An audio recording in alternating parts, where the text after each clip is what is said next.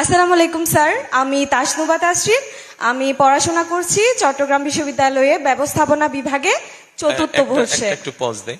আপনি আপনার যারা প্রশ্ন করবেন হয় আমাকে ভাইয়া বলতে পারেন অথবা আমাকে থ্যাংক ইউ স্যার। বয়সের হিসাবে আঙ্কেল বলতে পারেন, তবে আঙ্কেল ডাকতে শুনতে খুব একটা পছন্দ করবো না, ভাইয়া বলে ভালো লাগবে।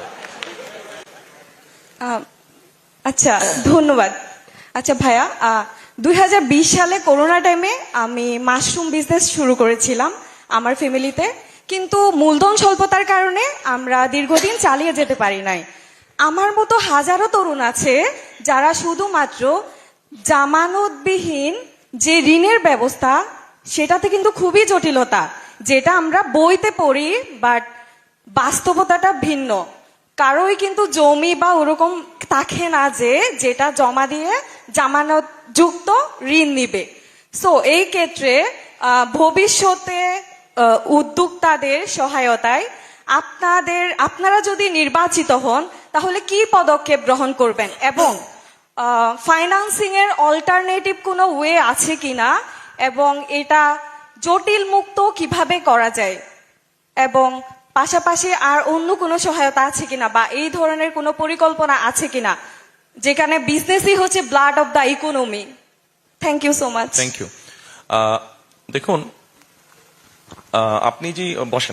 আপনি যে উদ্যোগের কথা বলেছেন, যেটা আপনারা কোভিড সময় নিয়েছেন, বাংলাদেশে এরকম বহু ছোট ছোট উদ্যোক্তা আছে। আমাদের যেটা পরিকল্পনার মধ্যে আছে, হ্যাঁ, আমাদের দেশে ব্যাংক লোনের ক্ষেত্রে অনেক ডিফিকাল্টিজ আছে, খুব সহজে যে ব্যাংক লোন পাওয়া যায় নট দ্যাট। আমরা জিনিসটাকে ইজি করতে চাইছি।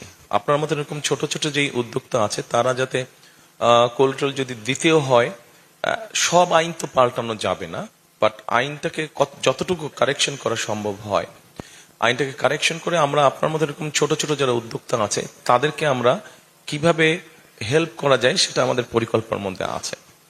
একই সাথে আমাদের পরিকল্পনার মধ্যে আরেকটা আছে, যেমন ধরেন অনেক স্টুডেন্ট এখন দেখা যাচ্ছে পড়ালেখা করতে জাপানে যাচ্ছে, পড়ালেখা করতে চায়নায় যাচ্ছে। আমাদের একটা চিন্তা ভাবনা আছে যে অনেক সময় অনেকে যেতে পারে না, তার হয়তো ভিসা ফিস অথবা তার প্লেনের টিকিট এটা এনাফ ফ্যামিলি সাপোর্ট দিতে পারে না। আমরা এখানে একটা চিন্তা ভাবনা করছি যে এরকম যারা আপনি যেরকম ছোট উদ্যোক্তা, আপনি যেরকম সাপোর্ট চাচ্ছেন, ঠিক একইভাবে যারা পড়ালেখা করতে যেতে চাচ্ছে তাদেরকে স্টুডেন্ট লোন নামে কোন লোন দেওয়া যায় কিনা, এটা আমাদের একটা চিন্তা ভাবনার মধ্যে আছে।